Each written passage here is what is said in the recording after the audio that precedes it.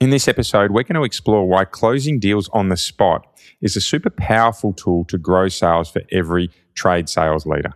Welcome to Sales Growth Made Simple, the show helping 7 to 8 figure trade, construction, and industry sales and business leaders finally end the stress of inconsistent sales by simplifying your sales systems so your team can close more deals and grow faster. I'm your host, Ben Wright, and over the last 15 years, I've helped hundreds of trade and sales leaders grow their businesses and generate over $200 million in additional revenue by simplifying their sales processes. Let's get started. Today's episode is really based on an experience I had with one of my customers recently. They were based down the southern part of Australia. They were a good-sized business, right? I won't say names and won't go into detail, but they'd moved from 6 into 7 figures and were very, very close to 8 figures. And this customer gave me some feedback that one of their team members had presented a deal that was worth almost $800,000 and signed it on the spot. So they were able to present a design and a quotation on the spot. Now that deal had a couple of steps to it. There was an on-site meeting followed by a design and quotation meeting together. And generally for deals that big, that's how it rolls.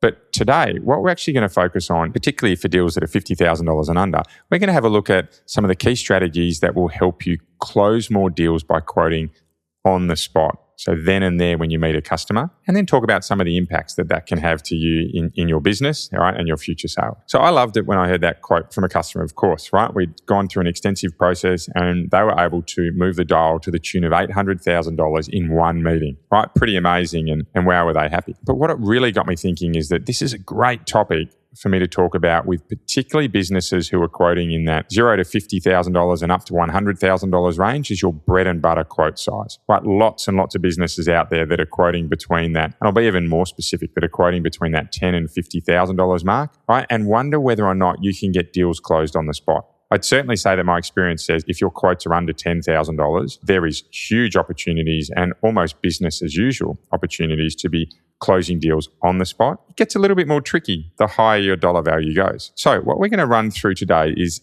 3 strategies that you can use to help you increase your ability to not only quote on the spot, but get decisions on the spot. So as we're talking about how we make this happen, I want to be really open that not every deal is going to be quotable on the spot or closable on the spot. However, the challenge that I'm throwing out there today is for you to think about when you could make this happen in your business. When are the moments where you might be able to quote on the spot? When are the moments where you might be able to go to a quote presentation meeting, i.e. you're going back for your second meeting and get confirmation of a deal done then and there? And my job is to give you 3 ideas, 3 levers that can help you do that. So let's roll into it. The first one that I want to look at is how we can pre-prepare our customer to be ready to make decisions. Right? We call it pre-seeding, but it's all about having a discussion with a customer that determines where they are in their buying cycle. Are you ready to go? Are you just looking? Are you somewhere between just looking and ready to go? Right? Where are you at in terms of that stage of thinking about your buying? And where we have customers that say, hey, I'm in the market, I'm going to buy. It's just a question of who I buy from. Straight away, that provides an opportunity for me as a salesperson to think, great, we can try and move this customer towards the position they want to be in, i.e. comfortable to decide on us a little bit quicker than in the other examples. So when we can precede that we know that a customer is ready to go, and we can start to talk to them before we meet or before we go back for that second presentation around what are the important things that we need to speak about to help them make a decision, well, then we're signposting with a customer that we're going to help them move to that spot. So examples of this include when we're speaking with a customer, questions along the lines of, what's most important for you to understand before you can make a decision? What are the things you want to work through to be able to decide on what's next? What's really important that we get right for you to say, yep, I'm ready to go? You can ask this question in so many different ways, but it's asking well in advance of when you're meeting for the customer to tell you what they need. Do they need a quote? Do they need to understand what a product looks like?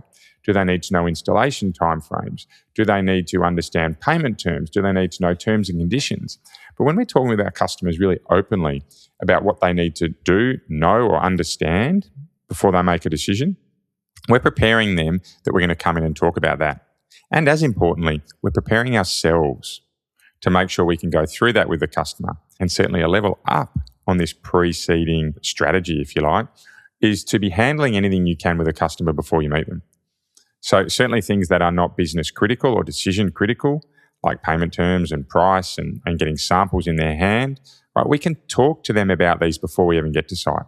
right? Here's our terms and conditions. Here's our payment terms. Is there anything that's going to be impactful for you that we should talk about before we get to site for payment or terms, right? So we can start to have those discussions with customers before we meet. It moves the customer along their journey. I certainly don't advocate pushing them along the journey, but when you're able to ask them voluntarily what they need to do to make that decision, then we're moving ourselves closer to being able to close in that next meeting. Second one is around setting expectations before the meeting. And that comes down to, again, asking questions, right? What would you like to get from this meeting? And where we have customers that say they're ready to go, right, and I'd like to move myself forward so I can make a decision about who I use, perfect opportunity for us to say, fantastic, right? Tell me what we need to go through.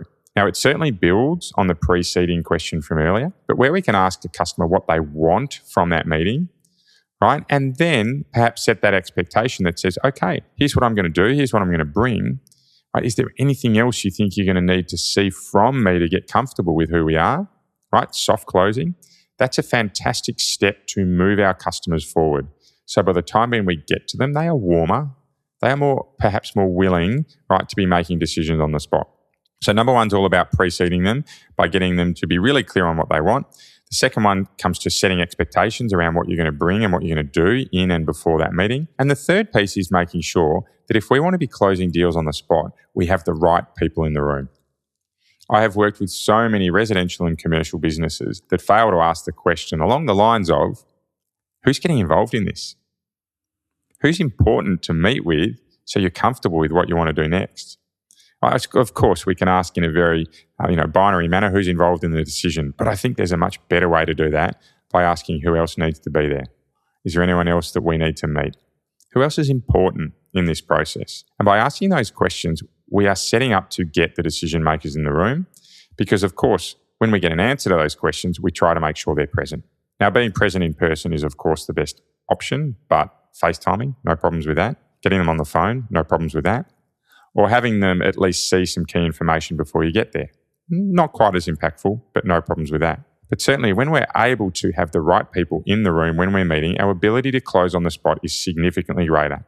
Because quite simply, if someone who's involved in the decision isn't there, that decision won't be made. It won't be made until they have been brought up to speed with exactly what you've proposed, right, and what anyone else who's important in the process would like to do.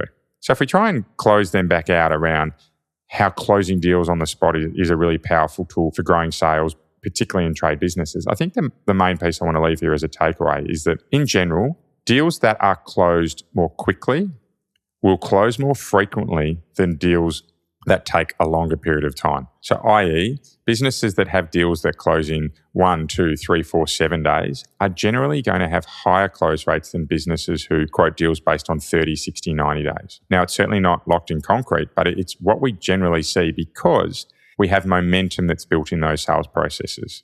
Customers are there, they're interested, they're inquiring, they're engaged, they're motivated, they're sometimes excited. When we can move things forward quickly, we get to benefit from that momentum. So closing deals on the spot will generally see our customers that we work with also grow their sales. And it's not 1 or 2% that we see sales close rates growing, but it's generally 10 to 15 to 20% that we see increases in close rates from 20% to 40%, for example. And the three areas that we see businesses really doing this well is around preceding customers.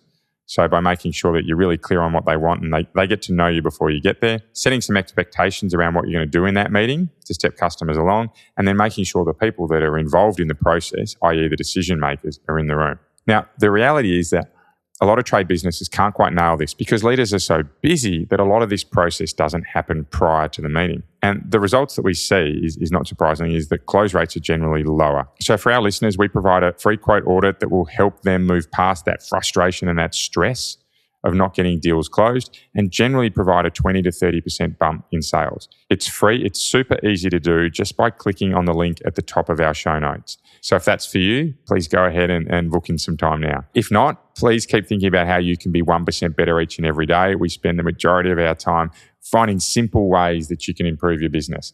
That's it for today. Look forward to seeing you next time. Bye for now.